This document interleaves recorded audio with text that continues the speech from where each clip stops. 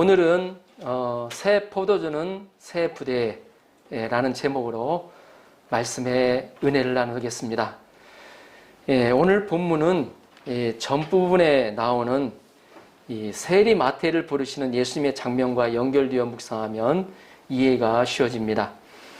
마태는 예수님을 영접하여 마음에 기쁨이 넘쳐났습니다. 세관 옆에 꼬그려 앉아있는 그의 모습을 보시면서 예수님이 그를 부르셨을 때, 예수님과 만났을 때 그의 인생의 기쁨은 말로 형용할 수가 없었습니다. 마태는 예수님을 영접하여 마음에 기쁨이 넘쳐났습니다. 이제까지 인색하였던 그가 예수님을 위하여 큰 자치를 벌였습니다. 자신의 친구들인 세리들과 죄인들, 그리고 예수님과 제자들도 원하는 사람들 다 오라고 해서 초청해서 큰 잔치를 벌였습니다. 살찐 송아지를 잡고 또 풍악을 울리며 자신의 기쁨을 표현을 했습니다. 이처럼 한 사람이 회개하고 예수님을 믿으면 자신뿐 아니라 주위의 모든 사람들의 기쁨이 됩니다. 한 사람이 구원을 받으면 천국에서 어때요?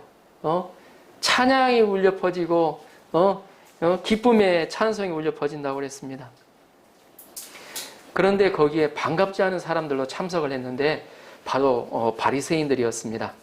그들은 예수님이 세리와 죄인들과 함께 식사하는 것을 트집 잡았습니다.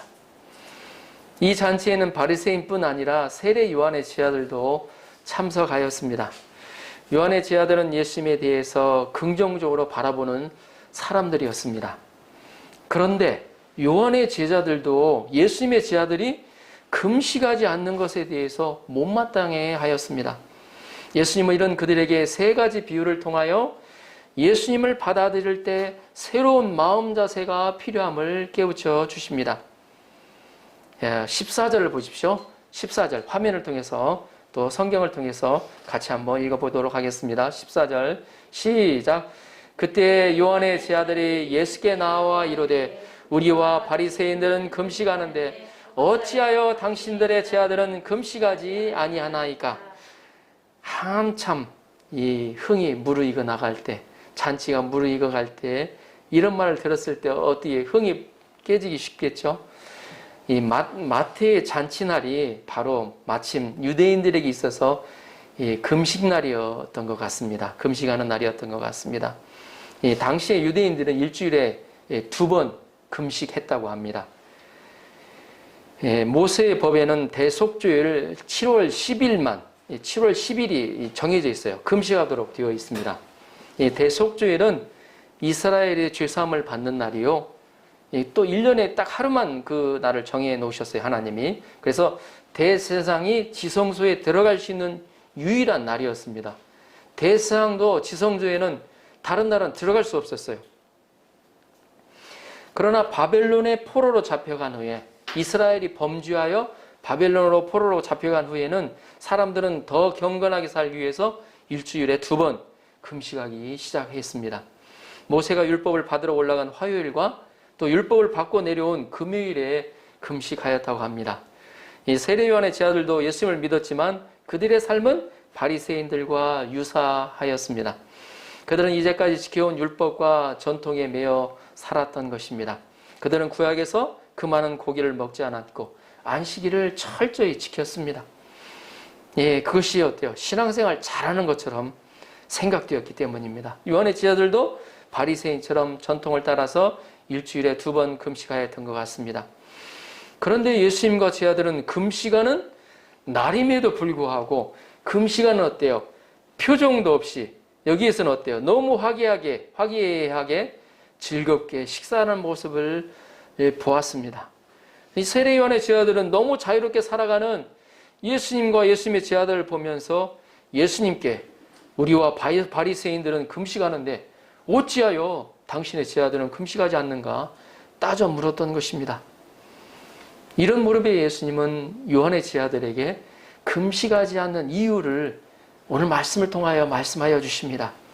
예수님은 금식을 통하여 유대교와 완전한 결별을 해야 하는 이유를 3가지 이유를 통해서 말씀하십니다. 자, 15절을 보십시오. 15절. 예, 함께 읽어보겠습니다. 화면을 통해서 시작. 예수께서 그들에게 이르시되 혼인집 손님들이 신랑과 함께 있을 동안에 슬퍼할 수 있느냐? 그러나 신랑을 빼앗길 날이 이르르니 그때에는 금식할 것이니라. 혼인집 손님들이 신랑과 함께 있을 동안에는 슬퍼할 수 있느냐?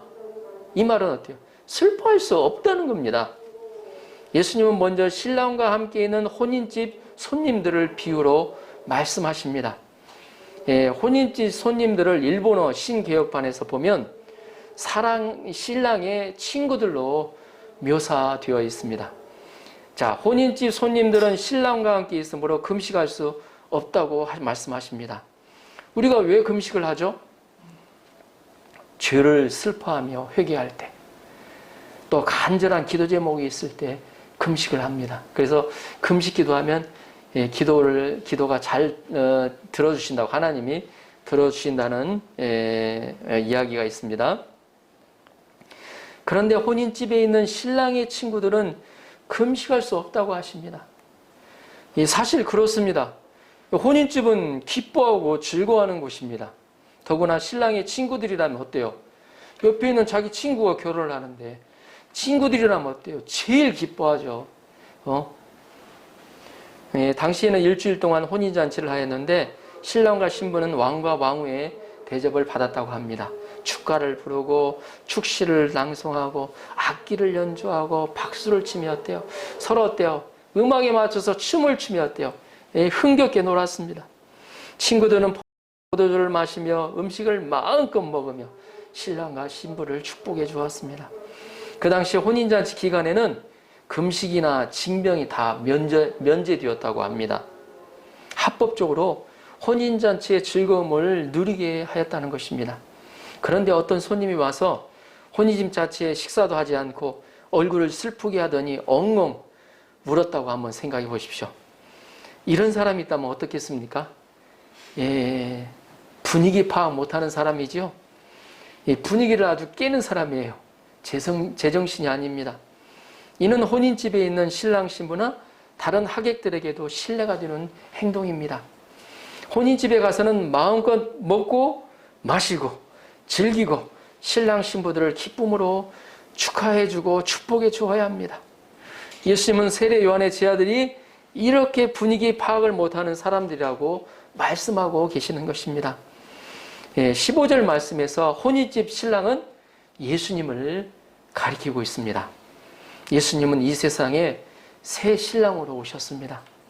하나님은 만물의 창조주요 인간의 창조주입니다.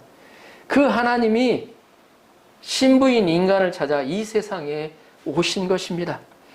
신랑 되신 예수님이 오셨으므로 이 세상은 잔치집과 같이 되었습니다. 신랑 되신 하나님의 사랑을 잘 보여주는 것이 호세아와 고멜의 관계입니다. 구약의 호세아서에 보면 이 고멜이라는 이 여인이 나옵니다. 고멜은 몸을 파는 창녀였습니다. 호세아는 창녀인 고멜과 하나님께서 결혼하라고 해서 순종해서 결혼을 합니다. 그런데 고멜은 호세아에게서 2명의 아이를 낳은 후에 바람을 피워 다시 창녀 집에 가서 다른 남자아이를 낳았습니다. 그 아이의 이름이 로암미인데 내 백성이 아니라는 의미로 되어 있습니다. 호세아는 돈을 다시 치르고 사와서 그녀를 다시 아내로 맞아주었습니다. 하나님은 호세아를 통하여 이스라엘 백성을 향한 하나님의 사랑을 고멜을 통하여 보여주셨습니다. 고멜을 통하여 이스라엘, 또 고멜을 어때요? 사람과 같은 모습으로 하나님 어때요? 삼으셨다는 것입니다. 하나님은 이런 인간을 사랑하셔서 하나님의 자녀 삼으셨습니다. 그러나 인간은 또다시 하나님을 떠나 고멜처럼 우상을 섬기며 죄를 지었습니다. 하지만 하나님은 변함없이 우리를 사랑하여 주셨습니다. 하나님은 이런 인간을 위하여 스스로 인간의 몸을 입고 이 세상에 오신 것입니다. 십자가에 피 흘려 죽으심으로 다시 죄의 값을 치르고 다 죄의 값을 치르고 인간을 하나님의 아내로 맞아 주었던 것입니다. 부활하신 주님은 신랑 되셔서 우리 마음속에 들어와 영원토록 함께하여 주십니다. 예수님이 오신 이후로는 이 세상은 혼인잔치와 같이 바뀌어졌다는 것입니다. 시대가 바뀌어졌다는 것입니다. 예수님으로 인해서. 아멘. 예수님이 오시기 전에는 슬퍼하고 초상집과 같이 살았지만 예수님이 오신 후에는 기쁨과 즐거움의 잔치를 벌여야 한다는 것입니다. 왜냐하면 우리는 예수님을 통하여 생명을 얻고 천국을 가게 되었기 때문입니다. 우리는 신랑 되신 예수님을 우리 마음속에 모시고 혼인집과 같이 기쁨을 누립니다. 죄사함의 기쁨, 성령이 주시는 기쁨을 누립니다. 하나님이 함께 하시는 기쁨을 누리게 됩니다. 우리가 예수님을 믿은 후에 이런 기쁨을 누릴 수 있게 되었습니다. 신앙생활을 잘하는 사람은 오늘 여기서 예수님으로 인해서 가장 기뻐하는 사람입니다. 우리는 여기서 신앙생활은 혼인집과 같아야 함을 배울 수가 있습니다. 예, 세상의 모든 종교는 고행을 하죠. 유대교도 금식이 있고 이슬람교도도 라마단이란, 들어보셨을 겁니다. 라마단이라는 금식 절기가 있습니다. 예, 한국의 스님들은 결혼도 않고 고기도 먹지 않고 고행을 합니다. 요즘 좀 변했습니까? 예, 어떻게 되는지 모르겠습니다. 1000배를 하고 1000만 배를 한다고 그러죠. 그게 굉장히 고되다고 합니다. 유교 신자도 엄숙하고 근엄하게 살아갑니다. 그러나 기독교는 그렇지 않습니다. 예수님을 믿는 사람은 기쁨이 가득해야 합니다. 성령이 주신 열매에도 기쁨이 있습니다. 하나님 나라는 성령 안에서 기쁨을 누리는 나라입니다. 하나님의 나라는 절대 그 안에 슬픔이 있는 나라가 아닙니다. 어둠이 있는 나라가 아닙니다. 예? 괴롭고 한숨이 나는 나라가 아닙니다. 기쁨이 있고 즐거움이 있고 새로움이 있는 나라라는 것입니다. 예수님을 믿는 사람은 마음에서부터 솟아나는 왠지 모를 기쁨이 있습니다. 주님의 사랑에 감동해서 어때요? 눈물이 날 때도 있는데 눈물이 나면서도 왠지 마음에 어때요? 기쁨이 솟아나요. 예, 그런 어때요? 이 비밀이 있습니다. 예? 천사는 양을 치는 목자들에게 성탄 소식을 전하였습니다. 예수님이 태어난 소식을 큰 기쁨의 좋은 소식이라고 전하고 있습니다.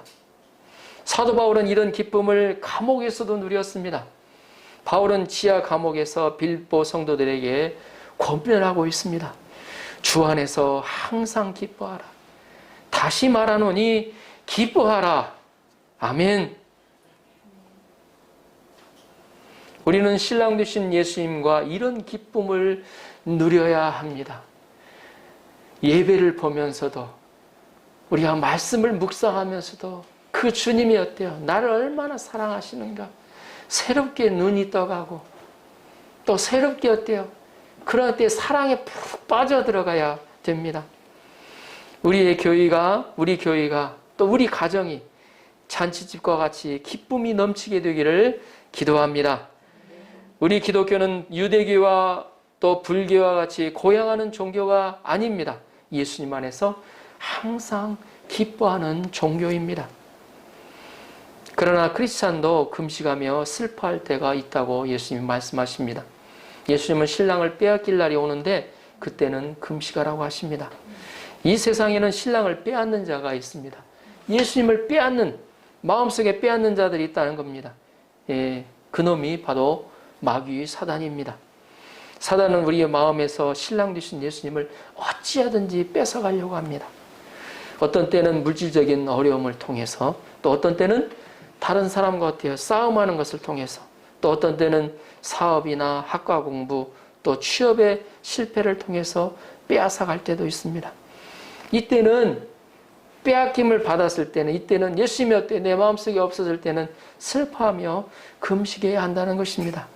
예수님이 내 마음 안에 사라진 것에 대해서 다시금 예수님이 마음속에 있도록 하기 위해서 슬퍼해야 된다는 것입니다.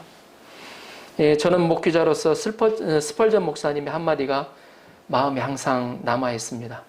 하루는 스펄전 목사님이 아내에게 기도 요청을 하였다고 합니다. 말씀을 전할 때면 마음이 항상 감동이 되어 눈물이 나왔는데 요즘 내 안에 눈물이 사라졌다는 것입니다. 그래서 말씀을 전할 때 감동과 눈물을 주시도록 기도해 달라는 것이었습니다. 제 안에도 말씀을 전할 때면 감동과 눈물이 나오는 목회자가 되도록 기도해 주셨으면 합니다. 아멘. 우리가 예수님을 빼앗겼을 때는 마음으로 슬퍼하고, 우리가 예수님의 사랑이 마음에 어때요? 감동이 되지 않고 마음에 어때요? 사랑에서부터 무뎌져 간다고 하면 마음에 슬퍼해야 합니다. 금식을 하며 예수님을 잃으면 밥에 이미 넘어가지 않아야 됩니다. 금식해야 된다는 것입니다.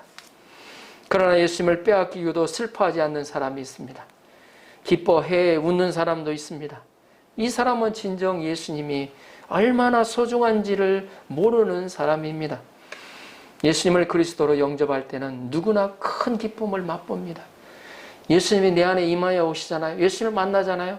왠지 모를 기쁨이 내 안에 샘솟아 오릅니다. 제가 대학교 1학년 때 정말 마음속에 누구한테 어때요? 고백하기 싫은 어때요? 그 죄를 고백했을 때 그 기쁨을 이런 말로 표현할 수가 없어요. 왠지 막 모를 어때요? 기쁨이 내 안에 샘솟아 오는데 사람들은 시간이 지나면서 이 기쁨을 잃어버려 갑니다. 신앙이 어때요? 점점 어때요? 희미해져 가는 어때요? 오히려 술, 담배하는 세상 사람들보다도 더 슬프게 살아가는 사람들이 있습니다. 인상 팍 쓰고. 우리는 이때 무엇을 해야 하냐면 금식해야 된다는 것입니다. 어떤 분은 예수님을 빼앗긴 지 1, 2년, 아니 5, 6년이 지난 사람도 있습니다. 이런 분은 예수님을 다시 찾기가 쉽지가 않습니다. 힘들어져요. 아무리 신문과 텔레비전에 광고를 해도 예수님을 찾을 수가 없습니다. 많은 고생을 하고서야 찾을 수가 있습니다. 그러므로 우리는 예수님을 빼앗겼을 때는 즉시 기도하며 금식하며 예수님을 내 안에 어때요? 찾아야 됩니다. 예수님의 사랑 속에 다시 들어가야 됩니다. 16절을 보십시오. 16절 화면을 통해서 보겠습니다. 읽겠습니다. 화면 16절 시작. 생배 조각을 낡은 옷에 붙이는 자가 없다니 이는 기운 것이 그 옷을 당기어 헤어짐이 더하게 됨이요. 아멘. 한 사람이 헌옷이 있습니다. 헌옷을 가지고 있습니다. 놀다가 옷이 못에 걸려져 찢어졌습니다. 그 옆에 새 옷이 있어서 그 사람은 가위로 새 옷을 잘라서 가위로 새 옷을 자른다는 건 좀 이상하네. 헝겊 조각을 만들었습니다. 그 헝겊 조각으로 헌옷에 기웠습니다. 그런데 이런 사람은 바보죠. 옛날에 새 옷을 빨면 줄어드는 성질이 있습니다. 생배 조각에 새 옷으로 헌옷을 꿰맨 후에 헌옷을 대게 하면 빨래하면 새 옷 조각이 줄어든다고 합니다. 그래서 새 옷 조각이 헌옷을 다시 잡아다녀서 헌옷의 구멍은 더 크게 난다고 합니다. 이런 걸 보면 참 어리석은 사람이랍니다. 새 옷도 버리고 헌옷도 버리는 사람이 된다는 것입니다. 예수님은 유대교의 전통을 지키며 예수님을 믿고자 하는 세례요한의 제자들이 이와 같은 자들이라고 말씀하고 있습니다. 지혜로운 사람은 어떤 사람인가요? 그러면 아주 쉽습니다. 헌옷을 버리고 새 옷을 입으면 돼요. 이 헌옷을 기우려고 하지 말고 헌옷을 버리고 새 옷을 입으면 됩니다. 세례요한의 제자들은 유대교의 전통 속에 살았습니다. 유대교의 전통이 바로 헌옷입니다. 금식하고 안식일에 아무 일도 하지 않는 것이 헌옷이에요. 요즘에도 그래요. 안식일을 지키기 위해서 엘리베이터 버튼도 누르질 않아요. 할례를 하고 돼지고기를 먹지 않는 것이 헌옷입니다. 죄를 짓는 삶이 헌옷이에요. 우리가 예수님을 믿는다는 것은 옷을 갈아입는 것을 말합니다. 통째로 옷을 바꾸는 것입니다. 사도 바울은 예수 그리스도로 옷 입으라고 하였습니다. 로마서 13장 14절에는 말씀합니다. 오직 주 예수 그리스도로 옷 입고 정욕을 위하여 육신의 일을 도모하지 말라. 그리고 갈라디아서 2장 20절에서 이렇게 고백합니다. 내가 그리스도와 함께 십자가에 못 박혔나니 그런즉 이제는 내가 사는 것이 아니요 오직 내 안에 그리스도께서 사시는 것이라. 이제 내가 육체 가운데 사는 것은 나를 사랑하사 나를 위하여 자기를 버리신 하나님의 아들을 믿는 믿음 안에서 사는 것이라. 아멘. 바울은 예수님을 믿고 과거의 자신은 죽었다고 말합니다. 그는 예수님이 자신의 마음속에 살아계시다고 말합니다. 그는 옛날의 자아를 헌옷처럼 완전히 벗어버렸습니다. 그는 예수님을 완전히 새롭게 옷 입었습니다. 그는 자신을 사랑하여 목숨까지 주신 예수님을 믿음으로 살아가고 있습니다. 바울은 헌옷을 벗고 예수 그리스도로 옷 입은 사람입니다. 어거스틴, 성 어거스틴 들어보셨을 것입니다. 예수님을 만나고 완전히 주의 옷을 벗어버리고 예수 그리스도의 옷을 입은 사람입니다. 그는 어때요? 이방 종교인 마니교에 빠지고 창녀와 놀아나고 도박을 하던 자였습니다. 하여튼 이 세상에 즐기고 싶은 것들은 다 즐겨보던 사람이었습니다. 그러나 그는 예수님을 만난 후에 그의 모든 삶을 청산하고 거룩한 성자가 되었습니다. 어찌하면 예수님을 닮아갈 수 있을까? 어찌하면 예수님이 원하는 삶만을 쫓아 살았습니다. 천국잔치에 참여할 때 예복을 입지 않은 자는 쫓겨나오며 이를 간다고 하셨습니다. 우리가 예수 그리스도 옷 입는 것은 선택이 아니라 필수입니다. 우리는 유교의 권위주의의 옷을 벗고 예수님의 섬기는 옷을 입어야 합니다. 샤머니즘의 기복주의의 옷을 벗고 하나님 나라의 옷을 입어야 합니다. 불교의 인과응보적인 운명주의의 옷을 벗고 예수님의 은혜의 옷을 입어야 합니다. 우리가 모두 예수 그리스도로 옷 입을 수 있기를 기도합니다. 아멘. 17절을 보십시오. 17절 시작. 새 포도주를 낡은 가죽 부대에 넣지 아니하나니 그렇게 하면 부대가 터져 포도주도 쏟아지고 부대도 버리게 됩니다. 새 포도주는 새 부대에 넣어야 둘이 다 보존되느니라. 아멘. 어떤 사람이 새 포도주를 얻었습니다. 그는 낡은 가죽 부대에 새 포도주를 부었어요. 새 포도주는 어때요? 발효가 활발하게 일어납니다. 이 거품이 뽀금뽀금 일어날 정도로 이 발효가 시작이 되면 굉장히 힘이 세집니다. 새 포도주의 발효가 일어나자 낡은 가죽 부대가 터져버렸고 새 포도주는 다 쏟아져 버렸습니다. 낡은 가죽 부대도 버리게 되었습니다. 이 사람은 참 어리석은 사람이죠. 금식 같은 유대교를 고수하며 예수님을 믿고자 하는 자들이 바로 이런 자들입니다. 지혜로운 사람은 새 포도주를 새 부대에 넣는 사람입니다. 새 포도주를 새 부대에 넣어야 포도주도 보존되고 부대도 보존이 됩니다. 여기서 새 포도주는 성령님을 의미합니다. 이사야서 25장 6절은 말씀합니다. 만군의 여호와께서 이 산에서 만민을 위하여 기름진 것과 오래 저장하였던 포도주로 연유를 베푸시리니 곧 골수가 가득한 기름진 것과 오래 저장하였던 맑은 포도주로 하실 것이며 하나님은 오래된 포도주로 잔치를 베푸신다고 하셨습니다. 하나님이 만드신 포도주는 성령의 포도주입니다. 성령님은 하나님께서 태초부터 준비한 오래된 포도주입니다. 아주 맛있는 포도주예요. 예수님이 성령의 새 포도주라고 한 것은 세상의 술이 헌술이기 때문입니다. 이 세상의 술과 예수님의 포도주는 공통점이 많아요. 둘 다 어때요? 마시고 나면 자의식이 없어지게 되고 말을 어때요? 많이 하게 하고 담대하게 하게 되죠. 마음의 기쁨이 충만하게 됩니다. 우리 아들이 술 맛을 알다 보니까 사람들 이렇게 사귈 때 술이 없으면 어떻게 사귀냐고 술을 마시면 기분이 좋아지니까 사귀기 쉽다는 것입니다.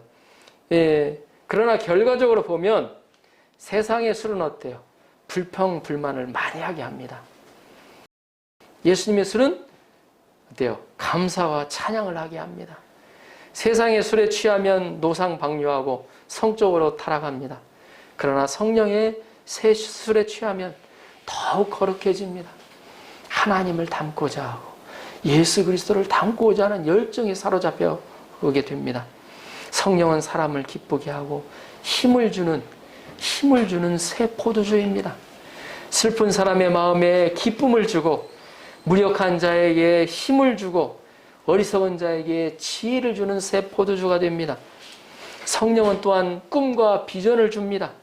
성령님은 새 포도주이므로 발효가 왕성하게 일어납니다. 살아 움직인다는 것, 힘이 있다는 것입니다. 오순절날 성령의 세술에 취한 사람들은 기쁨이 가득하였습니다. 그들은 꿈을 꾸고 예언을 하고 환상을 보았습니다. 그래서 우리는 성령을 받을 만한 그릇이 준비되어야 한다는 것입니다. 그것이 바로 새 포도주는 새 부대가 되어야 한다는 것입니다. 우리가 헌 부대면 성령께서 우리에게 임할 수 없습니다. 헌 부대는 형식적이고 율법적인 신앙생활을 하는 것입니다. 무엇을 하는 것으로 신앙을 생각하는, 신앙생활 잘하는 척도로 생각하는 것입니다. 그래서 교회에서 보면 어떤 분들은 일을 많이 하고자 합니다. 그래서 뭐 봉사도 열심히 하고 전도도 열심히 하고 뭔가 어때요? 열매들이 눈에 딱 보이면 신앙생활 잘하는 것처럼 보이는, 금식하고 또 주일 예배 하라는 예배는 다 나가죠. 보면 그 신앙생활 잘하는 것처럼 보여요. 기도도 어때요? 힘들다도 막 몇 시간 하고 또 생명의 삶 묵상을 뭐 날마다 쓰고 이런 걸 생명의 어때요? 신앙생활 잘하는 것으로 여긴다는 것입니다. 그러나 중요한 것은 그 하는 그 자체보다도 그를 통해서 그 안에 있는 예수님과 하나님과 교제하는 것이 중요하다는 겁니다. 그걸 하는 게 중요한 게 아니고 그걸 하면서 그 안에 어때요? 예수님과 어때요? 사랑의 관계성 교제를 어때요? 깊게 하는 것이 중요하다는 것입니다. 그래서 많이 안 해도 괜찮아요. 짧게 하더라도 주님이 마음에 타치가지고 주님과 어때요? 사랑의 관계성이 맺어지면 그것이 어때요? 좋은 거예요, 보면.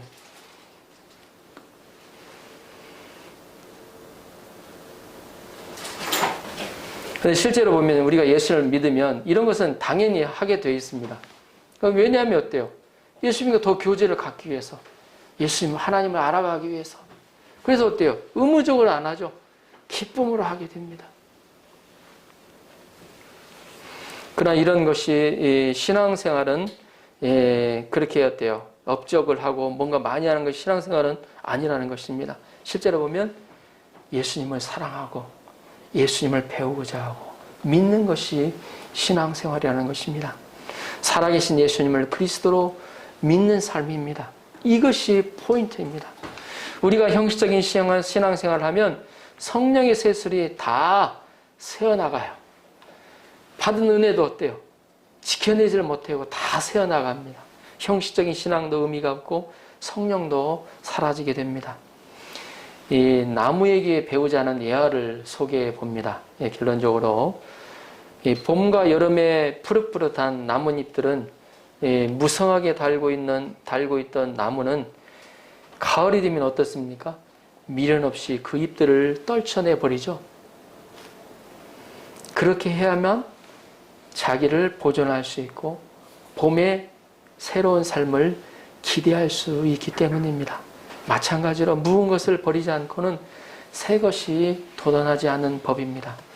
우리가 성령을 담으려면 새 부대가 되어야 합니다. 새 부대는 무엇입니까? 우리가 어떤 마음이 되어야 성령을 담을 수 있습니까?